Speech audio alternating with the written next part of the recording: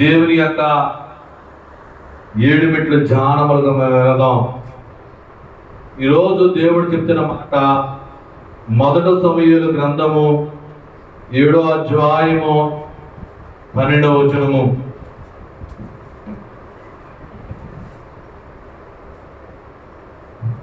మొదటి సమూయేలు గ్రంథము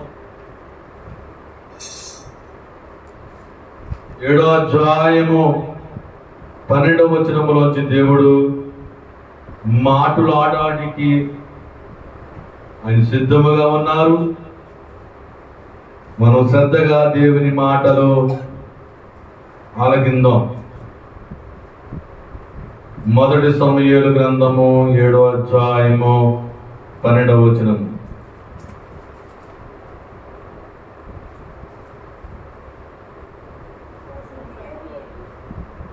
అప్పుడు సమూయేలు ఒక రాయి తీసి మిస్పాకును షేనుకును మధ్య దానిని నిలిపి, ఇంతవరకు యెహోవా మనకు సహాయము చేసినని చెప్పి దానికి ఎబెనేజరు అని పేరు పెట్టింది. దానికి ఎబెనేజరు అని పేరు పెట్టెను. చిన్న ప్రార్థన. మహోన్నతుడా, నీకు వందనములు స్తోత్రము తండ్రి. ఇదిగోనైనా నీ వాక్యము బోధిస్తుండగా ఈ వాక్యము మాకు అందించండి అయ్యా. నీ ఆత్మతో నైనా నీ బిడమనైనా ఆత్మతో నింపివేసి ఆ హృదయానికి అర్థమై పాత్రం కలిసి తండ్రి, నీ దాసుడైన నన్ను నీ సిలువ చాటున మరుగుపరుచుకుని మీరు మాతో మాట్లాడమని నజరేయుడని యేసయ్య నామమున అడుగుచున్నాం తండ్రి, ఆమేన్. ప్రియమైన సహోదరి సోదరుడా, ఇక్కడ ఆయన చెప్తున్న మాట ఎబెనేజరు. ఎబెనేజరు అనగా సహాయకుడు. ఇలాగా ఎవరంటే దానికి లైన్లో కూర్చోండి. ఎబెనేజరు అనగా సహాయకుడు, సహాయం చేసే దేవుడు. ఇక్కడ సమూయేలు మాట్లాడుతున్న మాట దేవుడు సహాయం చేసే దేవుడని, దేవుడు సహాయం చేసే దేవుడని. ఇక్కడ ఏ సందర్భంలో ఆ మాట మాట్లాడుతున్నాడో మనము దేవుని వాక్యంలోంచి 2వ వచనము చదువుదాం. 2వ వచనం చదువుదాం. మందసము కిర్యత్యారీములో నుండి కాలము 20 సంవత్సరములయ్యాయి. ఇశ్రాయేలీయులందరూ యెహోవాను అనుసరింప దుఃఖించుచుండగా సమూయేలు ఇశ్రాయేలు అందరితో ఇట్లనెను, మీ పూర్ణ హృదయముతో యెహోవా యొద్దకు మీరు మళ్ళుకొనిన ఎడల అన్య దేవతలను ఆస్తారోతు దేవతలను మీ మధ్య నుండి తీసివేసి పట్టుదల కలిగి యెహోవా తట్టు మీ హృదయములను త్రిప్పి ఆయనను సేవించుడి. అప్పుడు ఆయన ఫిలిష్తీయుల చేతిలో నుండి మిమ్మల్ని విడిపించును. దేవుడు ఇశ్రాయేలు ప్రజలతో మాట్లాడుతున్నాడు. ఇలా చూడాలి. ఇశ్రాయేలుతో సమూయేలు మాట్లాడుతున్నాడు. దుఃఖంలో ఉన్నారు. దేవుని మందసము ఫిలిష్తీయుల దగ్గర 20 సంవత్సరాల నుంచి ఆ మందసం ఉన్నప్పుడు, వీరు నానా వ్యాధులతో ఉన్నప్పుడు దుఃఖముతో దేవుని దగ్గరికి వచ్చారు. వస్తే వారి ప్రార్థన నెరవేరిపో రావట్లేదు. ప్రియమైన సహోదరి సోదరుడా, ఈరోజు దేవుడు నీతో మాట్లాడుతున్న మాట, దేవుడు సహాయం చేయడానికి సమూయేలు ఒక సూచన క్రియ చెప్తున్నాడు. అక్కడ ఒక ప్రార్థన నేర్పుతున్నాడు. ఎవరికి? ఇశ్రాయేలు ప్రజలకి. ఇశ్రాయేలు ప్రజలకి ఒక ప్రార్థన నేర్పుతున్నాడు. మనం ఈ ప్రార్థన నేర్చుకోవాలి. ఇలా చూడాలి. దేవుని మాటలు చక్కగా వినాలి, అనాలోచనతో ఉండకూడదు. దేవుడు ఇశ్రాయేలు ప్రజలకి దేవుడు ఎలా సహాయం చేస్తాడో దేవుడు కొన్ని మాటలు చెబుతూ ఈ వాక్యంలోంచి దేవుడు మాట్లాడుతున్నాడు. ఈరోజు ప్రతి ఒక్కరూ కూడా దేవుని సహాయం కావాలని కోరుకుంటున్నారు లేదా? దేవుడు సహాయం కావాలని కోరుకుంటారు. దేవుని కలిగిన వారు, దేవుడు ఉన్నాని అన్నవారు దేవుడు సహాయము కోరుకుంటారు. మనిషి యొక్క బలము, జ్ఞానము వారికి సరిపోయినప్పుడు దేవుడి దగ్గరికి వచ్చి దేవుడు సహాయం కోరుకుంటారు. దేవుడు కూడా మనుషులకి సహాయం చేయాలని ఆలోచన కలిగి ఉంటున్నాడు. మనుషులకి ఏదో రీతిగా సహాయం చేయాలని దేవుడు చూస్తున్నాడు. అయితే ఆ సహాయాన్ని మనం పొందుకోలేకపోతున్నాం, మనం అందుకోలేకపోతున్నాం. మనకు చాలా ఆశలు ఉన్నాయి. దేవుడు సహాయం చేస్తే ఆశలు అందుకోవాలని చూస్తున్నాం, కానీ మనం ఏం చేస్తున్నాం? అందుకోలేకపోతున్నాం.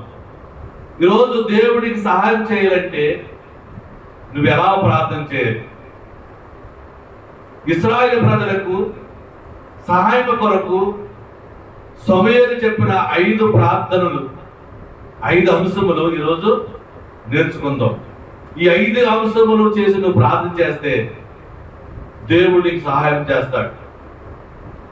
దేవుడు ఎలా సహాయం చేస్తాడో మనము ఈ వాక్యము ద్వారా తెలుసుకుందాం. దేవుడు ఎవరంటే ఎబెనేజర్ అంటే ఎవరు? సహాయకుడు.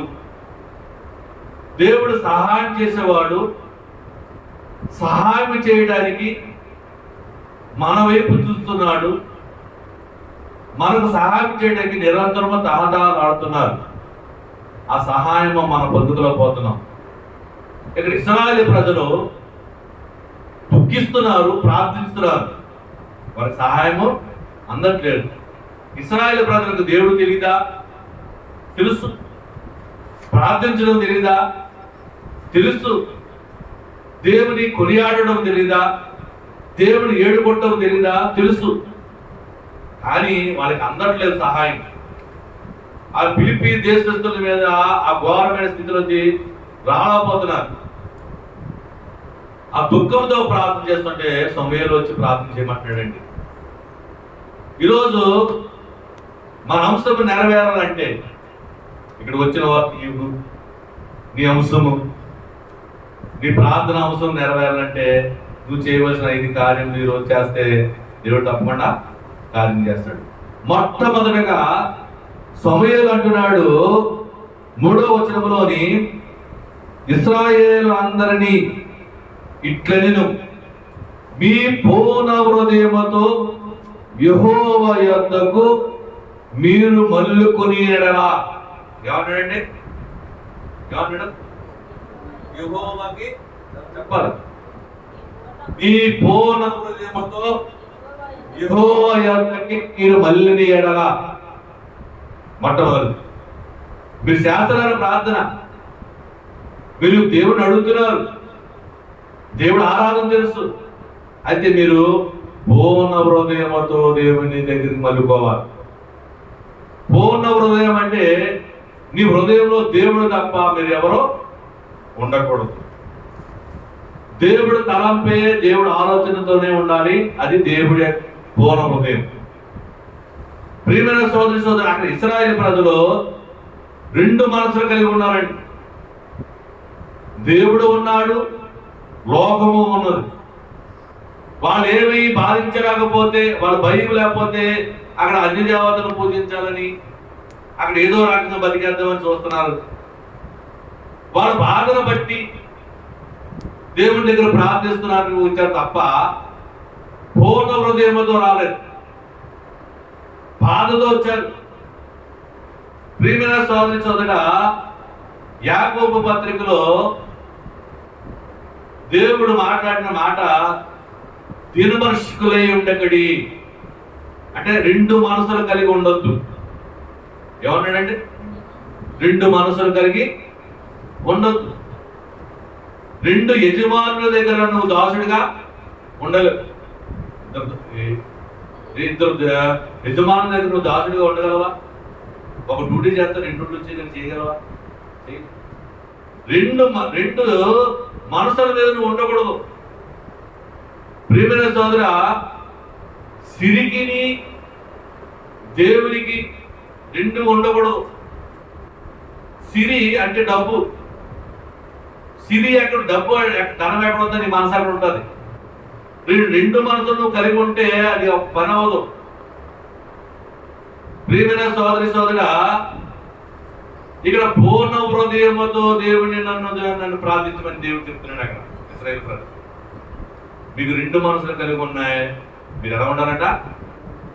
పూర్ణ హృదయముతో దేవుని దగ్గర రావాలి. ప్రియమైన సోదరి సోదరుడా,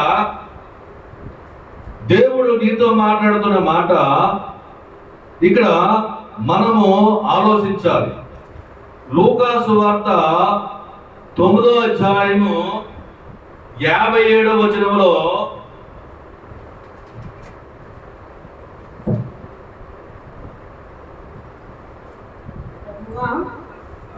ఆకాశము నుండి అగ్ని దిగి, లూకా సువార్త 9వ అధ్యాయము 57వ వచనంలో దేవుడు మాట్లాడుతున్న మాట, వారు మార్గమున వెళ్ళుచుండగా ఒకడు నీవెక్కడికి వెళ్ళినను నీ వెంట వచ్చేదనని ఆయనతో చెప్పాను. ఇలా చూడాలి. ఇలా అంటాడంటే, ఒక అతను నేను వెంబడిస్తాను, నీతో వస్తాను ప్రభా అని ఒక అతను సమర్పించుకున్నాడు. అప్పుడు యేసయ్య అన్నారు, ఏమన్నారు అక్కడ?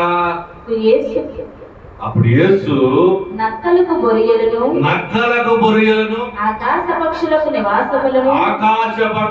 నివాసములను కలవు గాని మనుష్య కుమారుడికి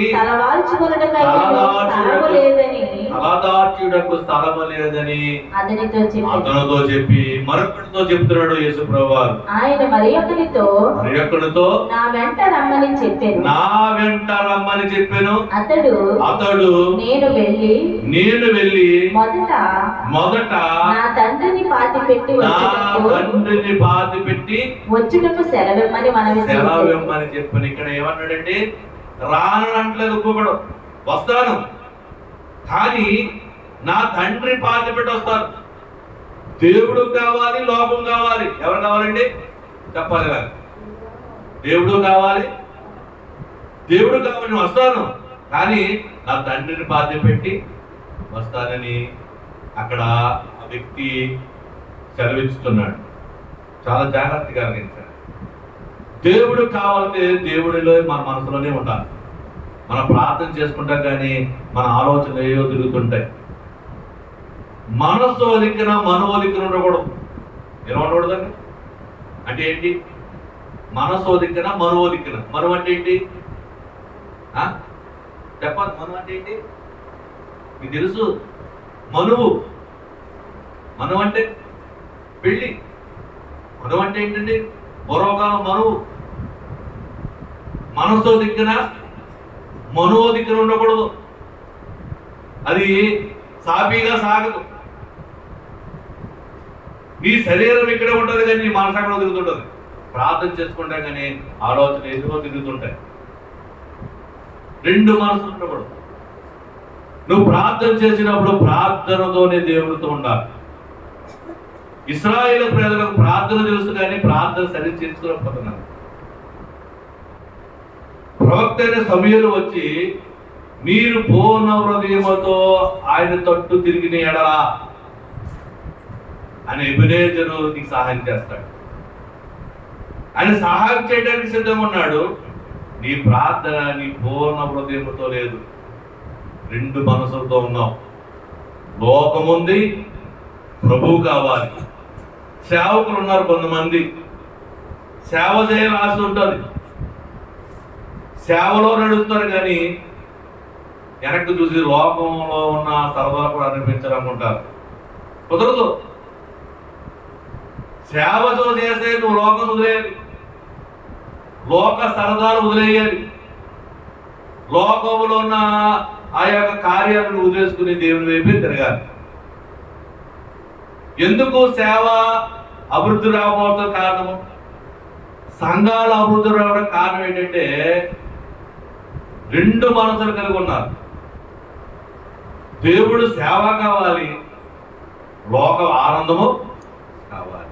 రెండు పడవల మీద కావాలంటే నీ ప్రయాణం ఏమవుతుంది? సాగదు, అక్కడ మునిగిపోదు. అక్కడ ఆగిపోతుంది. ప్రియమైన సోదరి సోదర, ఇశ్రాయేలు ప్రజలకి సమూయేలు చెప్తున్నాడు, నీకు దేవుడు సహాయం చేయాలంటే అది కాదు పద్ధతి, నీ పూర్ణ హృదయముతో దేవుని ఎదుగు, అప్పుడు నీకు సహాయం చేస్తాడు. నీ మనసులో ఏమీ ఉండకూడదు, నీ మనసులో అనుమానం ఉండకూడదు, నీ మనసులో ఏది ఉండకూడదు. నా దేవుడు సర్వశక్తిమంతుడు, నా దేవుడు ఎబెనేజరు, నా దేవుడు సహాయం చేసేవాడు అని పూర్ణ హృదయముతో నువ్వు ప్రార్థన చేస్తే నీ ప్రార్థన దేవుడు అంగీకరిస్తాడు. ప్రియమైన సోదరి సోదరా, మరి ఇంకను ఆయన ప్రార్థించు మనము రెండు మనసులు ఉండడం, ఒకటే మనసు కలిగి ఉండడం, దేవుని హృదయంతో ఉండుకుంటాం. అలాగనే రెండోది అన్య దేవతల అస్తోరత దేవతలు. ఏమనండి? అన్య దేవతలను అస్తోరత దేవతలను విడిచిపెట్టు. ఏమన్నాడు? అన్య దేవతల అస్తోరత దేవతలను విడిచిపెట్టు. మొదటిది పూర్ణ హృదయంతో నువ్వు ప్రార్థించు, ఆయన దగ్గర రా. రెండోది అన్య దేవతలను అస్తోరత దేవతలను విడిచిపెట్టు. ఇక్కడ దేవతలకు పేర్లు ఉంటాయి కదా. చిన్న ధనం కావాలంటే అది ఎవరో కదా. ఒక్కొక్కటి ఒక్కొక్క కేటగిరీ ఉంది తెలుసండి. ఒక్కొక్కడికి ధనం కావాలి, ఎవరో చెప్పాలి, సంతానం కావాలి, ఇలాగా జ్ఞానం కావాలి, సరస్వతి దేవి అన్నట్టుగా ఇక్కడ మనం చెప్తున్నాం. ప్రియమైన సోదరి సోదరుడా, ఈరోజు దేవుడు చెప్తున్న మాట ఇలా చూడాలి. దేవుడు సహాయం చేయడానికి సిద్ధంగా ఉన్నాడు. ఆయన ఎబెనేజరు, నీకు సహాయం చేసే దేవుడు. ఏ సహాయం చేసే దేవుడు? నీ కష్టకాలం నుంచి విడిపించడానికి. ఇశ్రాయేలు ప్రజలు ప్రార్థిస్తున్నారు, ఆ ప్రార్థన దేవుడు అంగీకారం లేదు, దేవుడు సహాయము చేయలేకపోతున్నాడు. ఈరోజు దేవుడు సహాయం నువ్వు పొందుకోవాలంటే నువ్వేం చేయాలి? మొట్టమొదటిగా పూర్ణ హృదయంతో రావాలి. ఇక్కడ ప్రియమైన సహోదరి సోదరుడా, ఇక్కడ అష్టోరోత దేవతలు వదిలేండి. ఇక్కడ అష్టోరోత దేవతల కేటగిరీ ఏంటంటే యుద్ధములను ప్రేరేపించేది. నేను చెప్పాను కదా, దేవతలకి ఒక క్యారెక్టర్ ఉంది కదా. అడగొట్టే దేవతలు ఉన్నాయి, పూనకం వచ్చే దేవతలు ఉన్నాయి, పూనకం వచ్చే దేవతలు ఉన్నాయి, ఒక్కొక్కళ్ళు దొల్లేసే దేవతలు ఉన్నాయి, ఒక్కొక్క దేవతకు ఒక కేటగిరీ. ఇక్కడ అష్టోరోత దేవతకు ఒక కేటగిరీ ఉంది. దాని అలవాటు ఏంటంటే, దాని కేటగిరీ ఏంటంటే యుద్ధములు ప్రేరేపించేది, మనసులో చెడు కోరికలను కోరికిచ్చేది. ఆ దేవత కేటగిరీ, ఆ దేవత స్పెషలిస్టుదని యుద్ధాలు చేసుకుంటానికి ప్రేరేపిస్తుంది.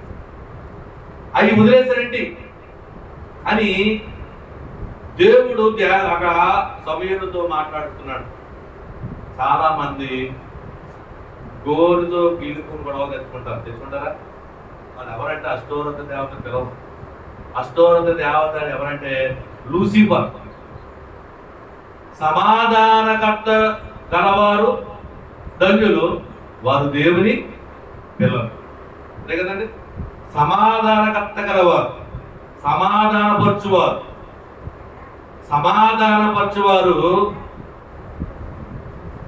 సమాధానపరచువారు ఎవరు? దేవుని పిల్లలు. గొడవలు లేపేవారు ఎవరండి? గొడవలు పెట్టేవారు ఎవరు? సాతాను, లూసిఫర్, అష్టోర దేవత పిల్లలు. ఈ గొడవలు తెస్తూ ఉంటారు. అంటే గోరుతో గొడవలు తెచ్చుకుంటుంటారు, మరి పిలిపించి మనం గొడవ పెడుతుంటారు. గొడవ చేయాలని ఆలోచన కలుగుతుంది అక్కడ. సోవారినాడు.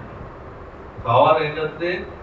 గొడవ చెయ్యాలి వాళ్ళతోటి, మన పక్కింటి వాళ్ళకి ఎలాగన్నా వాళ్ళని దులిపేయాలి అనుకుని సోమవారం నాడు ఆలోచనకు వస్తుందంట. మంగళవారం నాడు ఎరువేస్తారంట.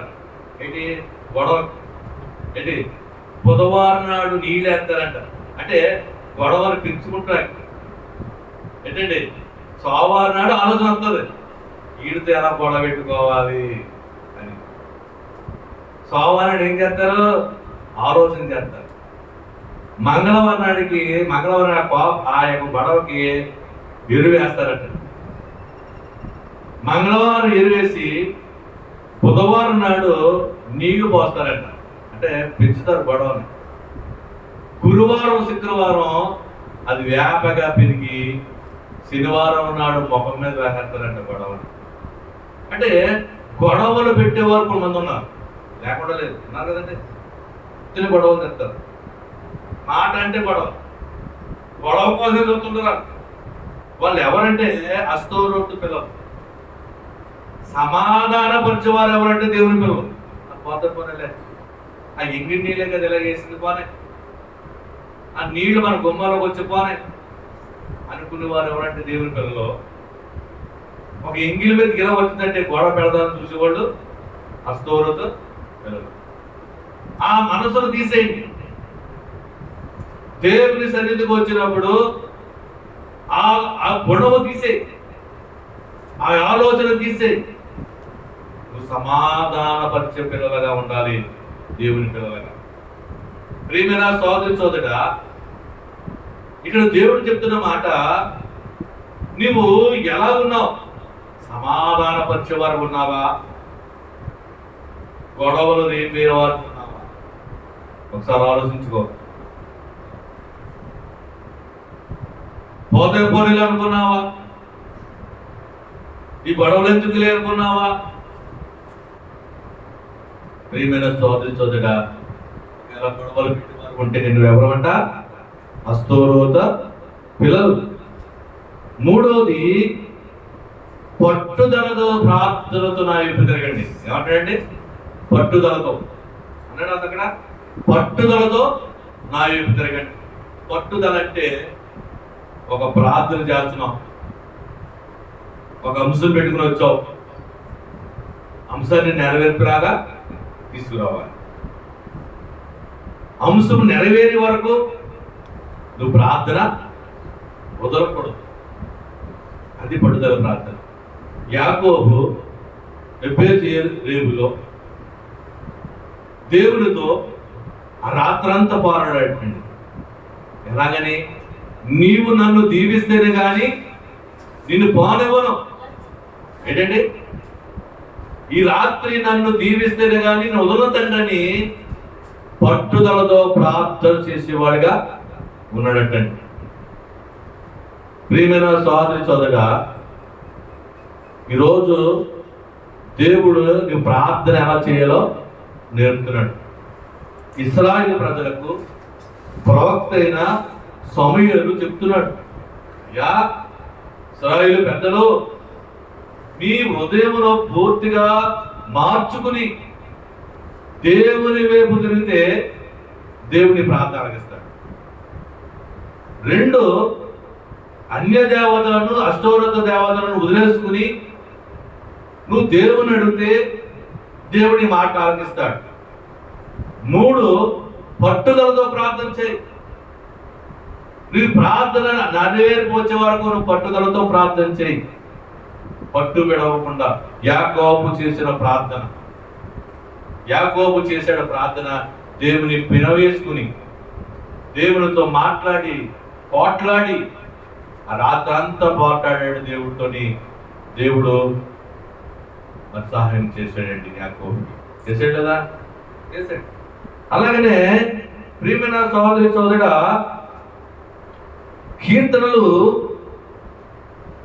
57వ కీర్తన 17వ వచనం.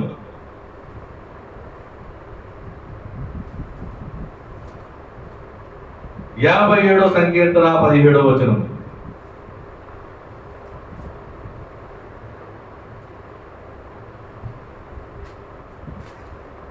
57వ కీర్తన 7వ వచనం చూడండి. నా హృదయము నిబ్బరముగా నున్నది. దేవా, నా హృదయము నిబ్బరముగా నున్నది. నేను పాడుచు స్తుతిగానము చేసేది. 57వ సంకీర్తన 7వ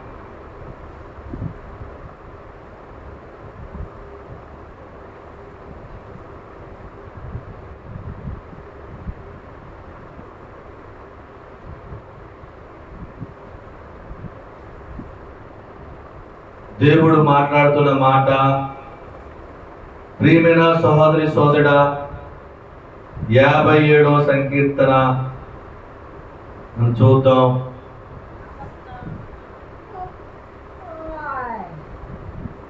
సాయంకాలమున ఉదయమున నేను జానించి మొర్ర పెట్టుకుండగా ఆయన నాకు నా మొర వినెను అన్న మాట వినబడుచు ఉంటదండి. ప్రియమైన సహోదరి సహోదరుడా, దావీదు 3 సార్లు ప్రార్థన చేసేవాడటండి. ఇలా చూడాలి, ఎన్నిసార్లు? 3 సార్లు. సాయంకాలమున ఉదయం ఎన్నో వచనము? 55 అధ్యాయము 17 వచనం. ఉదయమున, సాయంత్రమున, ఉదయమున, సాయంకాలమున, మధ్యాహ్నమున నేను ధ్యానించుచు మొర్ర పెట్టుకొందెను. ఆయన నా ప్రార్థన మొర్ర ఆలకించెను. ఎప్పుడు చేస్తున్నాడు ప్రార్థన దావీదు? ఎప్పుడు చేస్తున్నాడు? ఎప్పుడెప్పుడు? సాయంత్రం. దావీదుకు అన్నయ్యలు 7 కూడా ఉద్యోగస్తులే, గొప్ప ఉద్యోగస్తులు. దావీదు మాత్రం తండ్రి మాట విని ఎక్కడికి వెళ్ళాడు? అడవిలోకి వెళ్ళాడు. అరణ్యములో గొర్రెలు కాల్చుకుంటున్నాడు. అన్నదమ్మ ఉద్యోగాలు చేస్తున్నారు. దావీదు ఎక్కడికి వెళ్ళాడు? చెప్పాలి. గొర్రెలు కాల్చుకుంటాకి అరణ్యంలోకి వెళ్ళాడు. అరణ్యంలో చేసే పని ఏంటా? సాయంత్రము, ఉదయము, మధ్యాహ్నం 3 పూట్ల ప్రార్థన చేస్తాడు. గొర్రెలు కాసుకునే దావీదు ఆలయానికి నడిపించింది ఆ 3 ప్రార్థనలే. గొర్రెలు కాసుకునే దావీదుని సింహాసనం మీద ఎక్కించింది ఆ 3 ప్రార్థనలు అండి. 3 ప్రార్థనలు, ఉదయము, మధ్యాహ్నము, సాయంత్రం. దేవుడు దావీదుని దీవించడానికి కారణము, దేవుడు దావీదుని ఆశ్రయించే కారణం అంటే రోజుకి 3 ప్రార్థనలు చేసేవాడండి. ప్రియమైన సోదరి సోదరుడా, దానియేలు 3 పూటలు ప్రార్థన చేసేవాడు. అలాగనే ప్రియమైన సోదరి సోదరుడా, ఈరోజు మనము కూడా ప్రార్థన చేయాలి. 3 ప్రార్థనలు 3 పూట్ల చేయాలి. 3 పూట్ల మనం భోజనం చేస్తున్నామా? చేస్తున్నాం లేదా? మర్చిపోతున్నామా? దావీదు గారు మర్చిపోతున్నావా? చేస్తున్నామా? ఎన్ని పూటలు చేస్తున్నాం? మరి 3 పూటలు ప్రార్థన చేస్తున్నావా? మీరు చేస్తున్నారు, ఓకే, అందరూ చేయాలి. ప్రియమైన సహోదరి సోదరుడా, 3 పూటల ప్రార్థన చేయాలి. శరీరాన్ని ఆహారంతో పోషిస్తున్నాం, ఆత్మకేది? ప్రియమైన సోదరి సోదరు, పట్టుదలతో ప్రార్థన చేయమంటే మనం చేయలేకపోతున్నాం. భౌతికమైన పట్టుదల ఉంటాయి. ఒక్కొక్కరు పిల్లలు ఉంటారు, నాకు సైకిల్ కావాలంటారు, పట్టుదల పెడతారు, కొంటారా? ఒక్కొక్కరు స్త్రీలు ఉంటారు, నాకు మంచి శారీ కావాలి, క్రిస్మస్ 5000 రూపీస్ కాస్ట్ ఇది కావాలి. భర్త ఏం చేస్తారు? పట్టుబడతారు. పట్టుబట్టిన భార్యలు పట్టు సాధించారు, సాధించరా? కంపల్సరీ సాధించారు. ఆలోచించాలి. భౌతికమైన పట్టుదల ఉన్నాయి. భౌతికమైన పట్టుదలటి, ఇగో ఈ సంవత్సరం నేను పెద్ద టీవీ కొనుక్కోవాలి, అప్పు చేసైనా సరే, ఎల్ఈడి టీవీ. ఇంటికి మళ్ళీ ఏం పెడతారు? అయ్యి ఏ సౌండ్ ఉంటాయి ఇంటికి? బాక్స్. ఏ బాక్స్ ఉంటాయి? Home theatre. పట్టుదల. అప్పు చేసానా చేస్తారు. ప్రార్థనలో పట్టుదల ఉండదు. అయ్యా నీకు ఇది కావాలని నువ్వు ఆత్మీయ పట్టుదల కావాలి. భౌతికమైన పట్టుదల ఉంటుంది. ఏం కావాలి? ఈ చీర కొనుక్కోవాలి, ఆ కలరే కావాలి అని వెళ్ళి చందనాభ్రతలు కూర్చుంటారు. మొత్తం అన్ని తిరిగేస్తారు, పాపంతో తిరిగేస్తుంటారు. ఆ కలర్ దొరకదు. పట్టుదల, నాకు అదే కలర్ కావాలి, గ్రీన్ శారీ కావాలి, ఎల్లో శారీ కావాలి, ఎల్లో శారీ ఆ డిజైన్ ఉండాలి.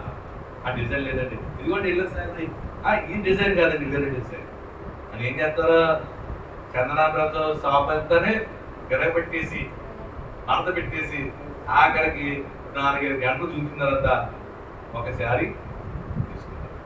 ప్రియమైన సోదరుని ఎందుకు ఈ మాట చెప్తానంటే, మా వాళ్ళు చాలా మంది అలా చేస్తారు. ఒక ఆయన ఉన్నారు, ఒక ఆవిడ ఉన్నారు, ఇక్కడ దొరకపోతే రెండో షాప్, సాయంత్రం 6 వెళ్తే 10 అయిపోయింది, 8 ఒక శారీ కొంటారు. ఆ డిజైనే కావాలి, పట్టుదల. దేవుని విషయంలో ఆ పట్టుదల లేదు. నువ్వు అంశం పెట్టుకొచ్చావు, ఒక ఇల్లు కావాలి, ఆ ఇంటి కోసం నువ్వు ప్రార్థన చేయాలి. అది నెరవేరిపోయే వరకు ఆ ప్రార్థన విడవకూడదు. అదే పట్టుదల, పట్టుదల ప్రార్థన, పట్టుదల ప్రార్థన. ప్రసవ వేద ప్రార్థన అంటారు. ప్రసవ వేదన అంటే మరి ఆ డెలివరీ అయ్యే వరకు ఆ నొప్పులు పోవు, నీ మూలుగులు పోకూడదు, నీ అంగలార్పు పోకూడదు, ఆ ఆలస్యం నెరవేరే వరకు. ప్రియమైన సోదరి సోదరుడా, ఇక్కడ మరొక మాట మాట్లాడుతున్నాడు. ఏమి మాట్లాడుతున్నాడంటే, ఇక్కడ దేవుడు చెప్తున్నాడు, ఆ దావీదు చేసే ప్రార్థన 3 ప్రార్థనలు ఈరోజు మనము కూడా చేయాలి. పట్టుదల ప్రార్థనతో చేయాలి, పట్టుదల ఉండాలి. ఉదయము మధ్యాహ్నం, ఉదయం నీ ప్రార్థన ఎలా ఉండాలంటండి? గెడ వేసినట్లుగా ఉండాలంటండి. ఎలా ఉండాలంటే తాళం వేసినట్లు ఉండాలండి, తాళం తీసినట్లుగా. రాత్రి గెడ వేసినట్లుగా ఉండాలి. నువ్వు రాత్రి పడుకున్నప్పుడు ఏం చేస్తావు? ప్రార్థన చేసి పడుకుంటావు. ఉదయం దాన్ని ఏం చేస్తంటే తాళం తీసినట్టు తీయనట్టు. ఉదయం, సాయంత్రం, మధ్యాహ్నం 3 పూట్ల కూడా నువ్వు ప్రార్థన చేయగలిగితే దేవుడు సహాయం చేసే దేవుడు. అలాగనే ప్రియమైన సోదరి సోదరుడా, కీర్తనలో 56వ అధ్యాయము 8వ వచనం,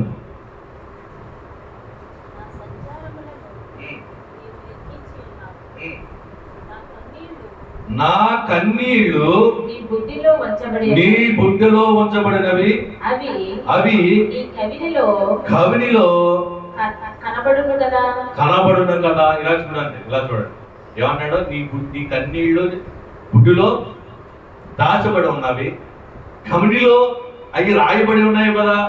అంటే కవిని అంటే పుస్తకంలో, ఈ ప్రార్థన పుస్తకంలో రాత్రాలంటే దేవదూతలండి. నీ కన్నీళ్లు ఒక బుడ్డిలో ఉన్నాయండి. దేవుడు ప్రతిసారి భూలోకం చూస్తున్నాడంటే, అంతమాను భూలోకంలో చూస్తుంటే, ప్రభువారు దొంగని ఇలా చూస్తుంటే దేవదూతలో ఒక దేవదూత అందుకుందంట, ఏంటి ప్రభువారు అంతమాను భూలోకంలో చూస్తున్నారు, భూలోకంలో ఇష్టమైంది ఏముంది ఆయనకి అని ఆలోచించి దేవదూత భూలోకం వచ్చి ఇంత బంగారం పోగేసి దేవుని దగ్గరికి వెళ్ళిందంటే, దేవుడు సింహాసనంలో కూర్చున్నారు. దేవుని దగ్గర ఏమంటే వచ్చింది దేవదూత? బంగారం. బంగారం తీసుకొచ్చి అయ్యగారు చెప్తుంటే, అప్పుడు దేవదూతని దేవుడు అన్నాడటండి, పరలోకంలో శ్రేష్టమైన బంగారం కంటే భూలోకం శ్రేష్టమైందా దూత అని చెప్పారట. అంటే అది ఇష్టం కాదు దేవుడు. రెండోసారి ఏంటికి అంతమాలు భూలోకంలో చూస్తున్నారు అని చెప్పి వజ్రాలు వైడూర్యాలు పట్టుకొచ్చిందంటే, ఎవరు? దూత. వజ్రాలు అంటే దేవుడిని ఎలాగైనా మెప్పించాలని, దేవునికి ఇష్టంగా ఉండాలని. దేవుడు ఏదో కోరుకుంటున్నాడు, భూలోకంలో చూస్తున్నాడు. దేవుడికి ఏదో కావాలి అక్కడి నుంచి. ఇది బంగారమా? కాదు, వజ్రాలు వైడూర్యాలు పట్టుకొచ్చిందంటే. వచ్చి దేవుడిని ఎన్నుకుంటే, దూత పరలోకములో వజ్రముల కంటే విలువైనవా భూలోకంలోవి అని చెప్పి దూతని అన్నారటండి. అవి కాదు. అయితే దేవుడికి ఇష్టమైంది ఏంటి అంటే ఆ దూత మళ్ళీని తెల్లవారుజామున సంచరిస్తూ ఉందటండి. దూతలు 12 తర్వాత పరలోకం దిగొస్తాయండి, భూలోకంలో సంచరిస్తూ ఉంటాయంట.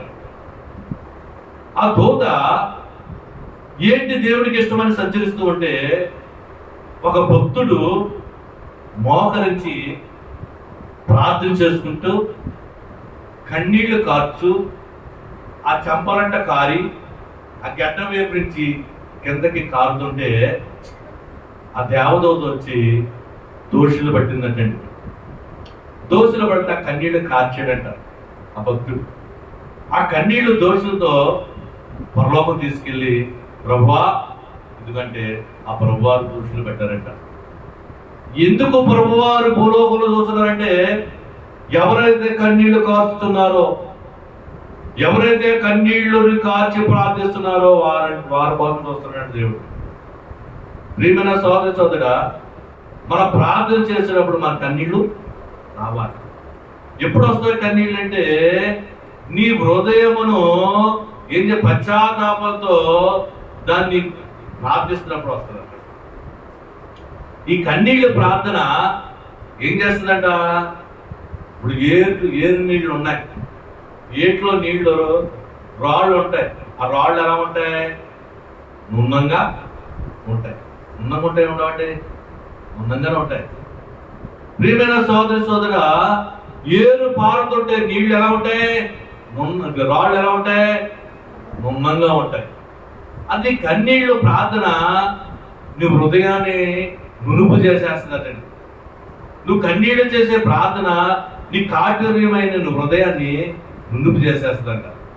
అలాగనే కాలం ఎండిపోద్ది, ఎండాకాలం ఎండిపోద్ది కదండి. మళ్ళీ కాలం వదులుతాడు.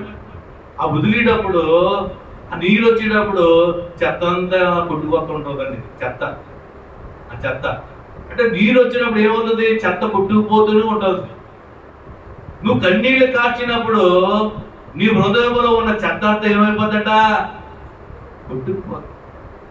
కన్నీళ్ళు ఎందుకంటే నీ హృదయంలో ఉన్న చెత్త అంతా పోవడానికి, పశ్చాత్తాపంతో నీ హృదయంలో కడిగేసుకుని శుభ్రపరచుకోవడానికి కన్నీళ్ళ కోసం ఎదురు దేవుడు ఆకాశం నుంచి పరలోకం నుంచి తొంగి చూస్తున్నాడట.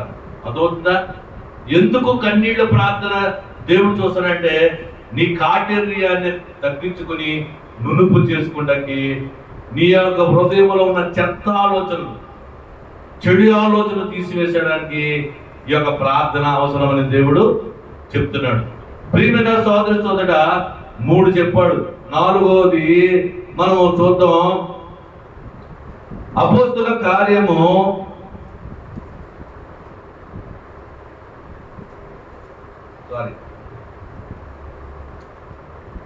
3వది సమూయేలు గ్రంథము 7వ అధ్యాయము 6వ వచనములోని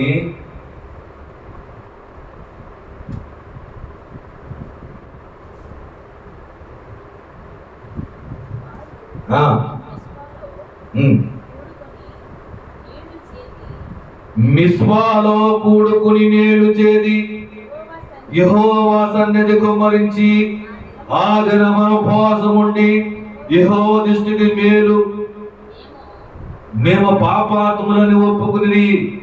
చూసారండి ఏమంటారండి? పాపాత్ములని అంటే అతిక్రమములను ఒప్పుకుంటున్నారు.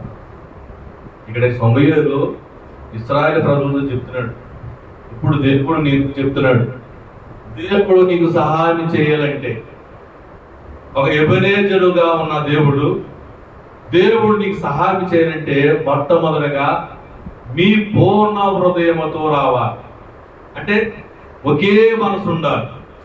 2 మనసులు ఉండకూడదు, 2 ఆలోచనలు ఉండకూడదు. 2 అష్టోరపు దేవతలను తీసివేసుకోవాలి. నీలో ఉన్న ప్రేరేపిస్తున్న ఆ దేవత ఏంటి? నిన్ను ప్రేరేపిస్తుంది? మందిరం ఎందుకులే, టీవీ దగ్గర కూర్చో, మందిరం ఎందుకులే, ఫ్రెండ్స్తో వెళ్ళిపో అని ప్రేరేపించే ఉన్న చూసే ఆలోచన తీసివేసి దేవుని దగ్గర రా. 3వది ఏం చేయమన్నాడు దేవుడు? పట్టుదలతో ప్రార్థన చేయి. నీకు ఏది కావాలో అది దేవుని పట్టుదలతో ప్రార్థన చేయి. నాలుగోది, నీ అతిక్రమమును వదిలిపెట్టు. నీ అతిక్రమం అంటే నీ పాపములు ఒప్పుకో. అక్కడ ఇశ్రాయేలు ప్రజలు వారి పాపములు ఒప్పుకుంటున్నారు కండి. అదవుతుందా? పాపము అతిక్రమమును దాచిపెట్టేవాడు వర్ధనుడు, దానిని ఒప్పుకునేవాడు విడిచిపెట్టేవాడు వర్ధనుతాడు. అదవుతుందా? అతిక్రమం దాచిపెట్టేవాడు ఏం చేస్తాడంట? డెవలప్ అవ్వలేడు. అతిక్రమం అంటే ఏంటి? మనలో ఉన్న పాపాలు. నేను ఏ పాపం చేయట్లేదండి, నేను అంతా కట్టకుండానంటే నీ జన్మంలో పాపం ఉంది. నీ చూపులో, నీ ఆలోచనలో నువ్వు పాపంలో పడిపోతున్నావు. అతిక్రమమును దాచిపెట్టుకోకూడదు. దాన్ని దేవుని దగ్గర ఒప్పుకుని దాన్ని విడిచిపెట్టేవాడు వర్ధిల్లుతాడు. నీలో పాపం పెట్టుకుని ప్రార్థన చేస్తే ఆ ప్రార్థన వెంట దేవుడు సహాయం చేయడు. ఇక్కడ దేవుడు మాట్లాడుతున్న మాట ఇశ్రాయేలు ప్రజలకి సమూయేలు చెప్తున్నాడు. అప్పుడు వాడు ఏం చేయాలంటే వారి పాపములు ఒప్పుకుని దేవుని దగ్గర మళ్ళీ అన్నట్టండి, మా పాపం తీసివేయండి అని. ఐదవది విధేయత కలిగి. చూడండి 5వ వచనములోని 5వ వచనములో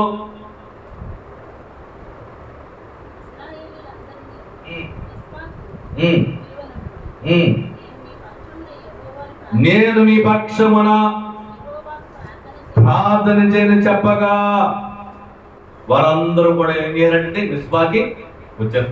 అంటే దైవజనుడు చెప్పిన మాట విన్నారు, దేవుడి మాట ఆలకించారు. మనం 32 కోటాలు పెట్టుతున్నాం. దేవుని దగ్గరికి రండి, దేవుని ఆశీర్వాదాలు పొందుకోండి. దేవుడు బైబిల్ మిషన్ ప్రార్థనశాల రంగంపేటలో ఏర్పరచాలి. ప్రార్థన పరిస్థితులు మారుస్తాయి. ఎవరు చెప్తున్నారు మాట? దేవుడు చెప్తున్న మాట, మనుషులు కాదు. అంటే మిస్బాకు రండి, ఇశ్రాయేలు ప్రజలు మిస్బాకు రండి, మీ పక్షమున నేను ప్రార్థన చేస్తాను, మీకు విజయం వస్తుంది. వాళ్ళ మాట విని మిస్బాకు వెళ్ళారు. మరి అయ్యా గ్రామాల్లో మనం మీటింగ్లు పెడుతున్నాం, ఎన్నో మాటలు చెప్తున్నాం. తమలో వస్తారా? వారందరూ దేవుని దగ్గర వస్తారు, వారి పక్షమున మనం ప్రార్థన చేస్తాం. ఇశ్రాయేలు పక్షమున సమూయేలు ప్రార్థన చేసినట్లుగా వారి పక్షమున మనం ప్రార్థన చేస్తే వాడికి విడుదల. అంటే మనకి విధేయత కలిగి ఉండాలి. దేవుని మాట చెప్పిన విధేయత కలిగి ఉంటే నువ్వు కార్యం చూస్తావు. విధేయత అంటే దేవుని చెప్పిన మాట వినటమే, దైవజనుని మాట వినటమే విధేయత. ప్రియమైన సోదరి సోదరుడా, మరి ఇంకను ఆయన ఏం చేశాడు అంటే మనం చివరిగా మాట చెప్పుకొని ముగించుకుందాం. సమూయేలు గ్రంథము 7వ అధ్యాయం 10వ వచనములో మైక్లో చదవండి. దహన బలి అర్పించుచుండగా ఫిలిష్తీయులు యుద్ధము చేయటకే ఇశ్రాయేలు మీదకి వచ్చింది. అయితే యెహోవా దినమున ఫిలిష్తీయుల మీద మెండుగా ఉరుములు ఉరిమించి వారిని తారుమారు చేయగా వారి ఇశ్రాయేలు చేత ఓడిపోయింది. వారు ఇశ్రాయేలు మధ్య ఓడిపోయింది. ఏం చేయడంట దేవుడు? దహన బలి అర్పిస్తున్నాడంట. ఎవరో సమూయేలు అంటే ఆరాధన చేస్తున్నాడు. ఆరాధనలో మనం ఉంటే, మనం ఇక్కడ ఆరాధన చేస్తుంటే నీకు అక్కడ సమస్య విడుదలైపోతుంటారు.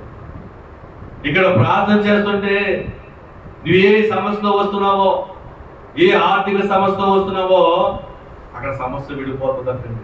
ఇక్కడ ఇశ్రాయేలు ప్రజలు సమూయేలు దహన బలి అర్పించినప్పుడు దహన బలి దగ్గర ఉన్నారు, ఫిలిష్తీయులతో యుద్ధానికి వస్తున్నారు.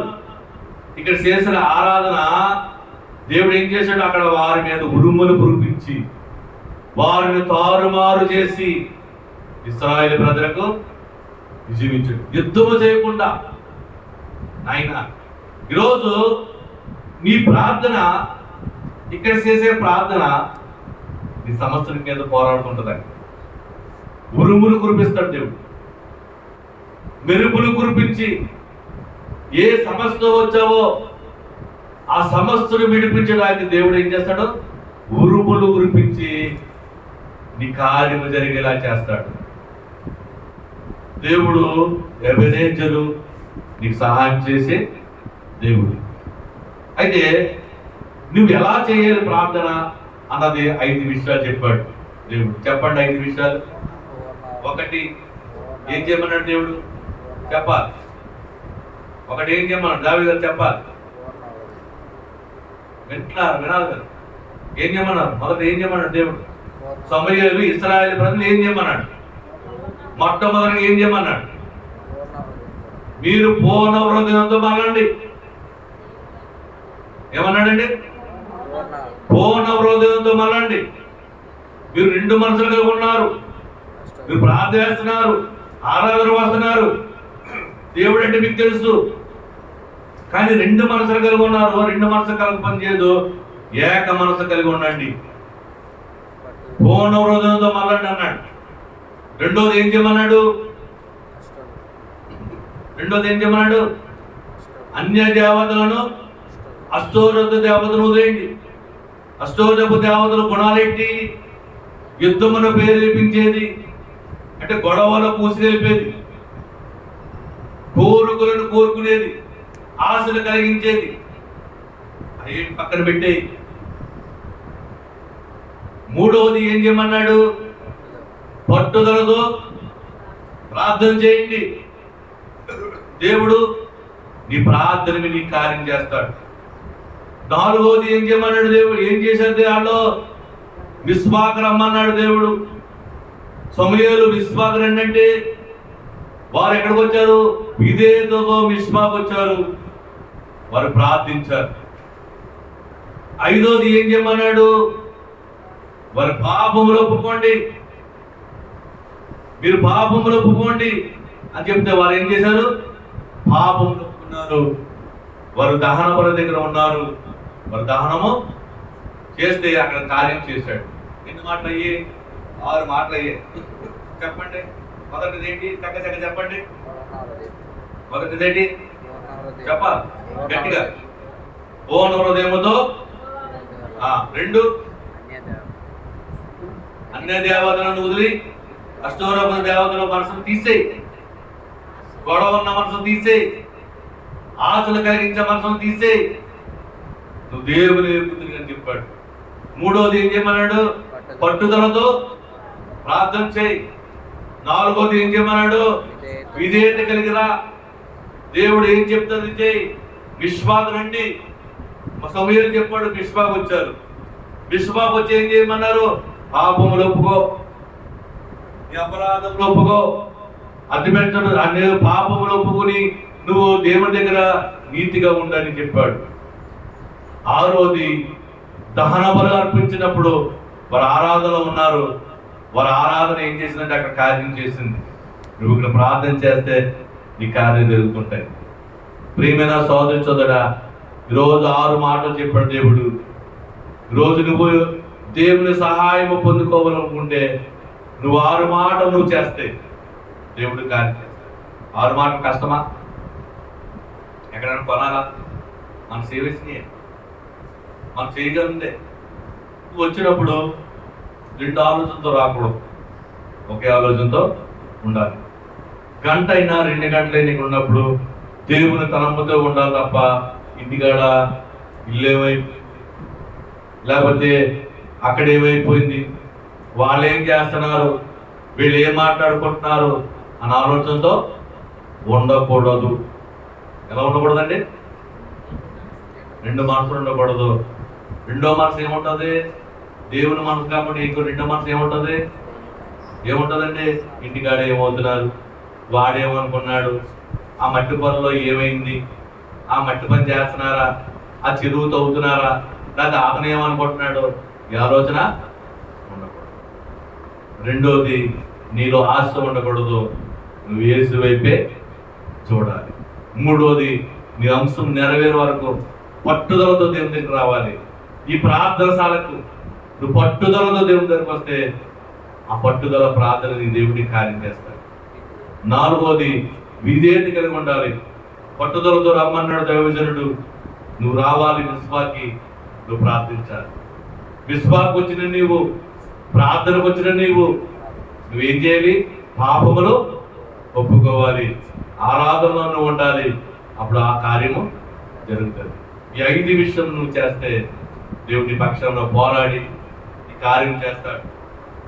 కాదు నా ఇష్టానుసారంగా నువ్వు ఉంటానంటే, నువ్వు ఎన్నిసార్లు ప్రార్థన చేసినా, ఎన్నిసార్లు దేవుని మందిరకు వచ్చినా నీ కార్యము నెరవేరదు. దేవుడు చెప్తున్నమాట. ఎందుకు నా కార్యం నెరవేరదంటే నీకు 2 మనసులు ఉన్నాయి. ఎందుకు నీ కార్యం నెరవేరుతుందంటే నీవు పట్టుదలతో ప్రార్థన లేదు. ఎందుకు నీ అంశం నెరవేరలేదంటే నీకు గొడవలు పెట్టే మనసు, ఆశలు కలిగించే మనసు. నీ ధనం ఎక్కడ ఉందో నీ మనసు అక్కడ ఉంటుంది. సిరికి నీ దేవునికి జోడి కట్టదు. 2 యజమానుల దగ్గర నువ్వు దాసుడిగా పనిచేయలేవు. ఏదో ఒక ఇల్లు లేదా ఏదో కంపెనీ, 2 కంపెనీలు చేస్తామంటే 2 కంపెనీలు ఒప్పుకుంటావా? చేయగలమా మనం? ఏదో కంపెనీ అంతే, ఏదో ఉద్యోగమే ఒక ఉద్యోగం, 2 ఉద్యోగం చేయగలమా? చేయగలం. అలాగే నేను 2 మనసులు కలిగి ఉండకూడదు. విధేయత కలిగి ఉండాలి, పట్టుదలతో ప్రార్థన చేయాలి, నిస్వాలకు నువ్వు దేవుని మాటలు వినాలి, నువ్వు పాపములు ఒప్పుకోవాలి, నువ్వు ఆరాధనలో పాల్గొవాలి. అప్పుడు దేవుని కార్యం చేస్తాడు. ప్రియమైన సోదరు అట్టి కార్యం మన పట్ల దేవుడు చేయాలని దేవుడి కొద్ది మాటలను దీవించును గాక. లేచి నిలబడ